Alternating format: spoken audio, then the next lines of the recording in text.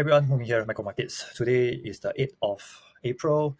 Is the relief really coming, or is this a real recovery? So today, let's look at the VIX, the gold versus VIX. And I noticed that every time it touches a certain pivotal spot, like as long as there's a spike, it generally tends to have at least a short-term bottom, if not most of the time, a long-term bottom as well. And how this ratio works is that in the event that market will continue to add gold because they want to continuously protect themselves from uncertainty, then gold is up.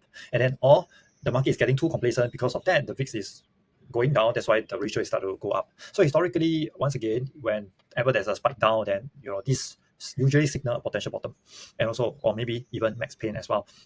Well, it's also currently not so, remains unclear, right? Like, how is a world leader going to conclude the trade war, the deals and all? So here's personally what I will do. So I just realized I've been very fixated with my mind about getting my portfolio back to the 105k when I first rebalance at the profits.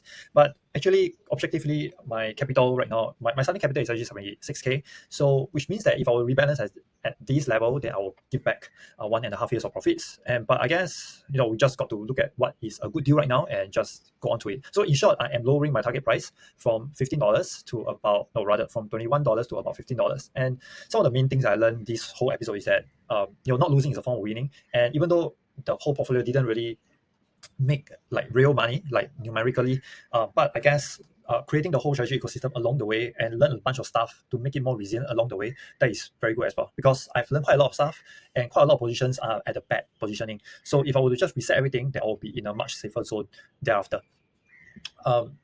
And then, so last I checked, if I would just sell cover call onto strike 15, that is about 5 delta, we'll still be able to make about $200 over per week.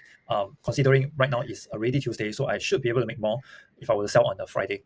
And if I can do that, then I can continue to add more shares, lower the break even faster, then eventually I can continue to ride my wave up.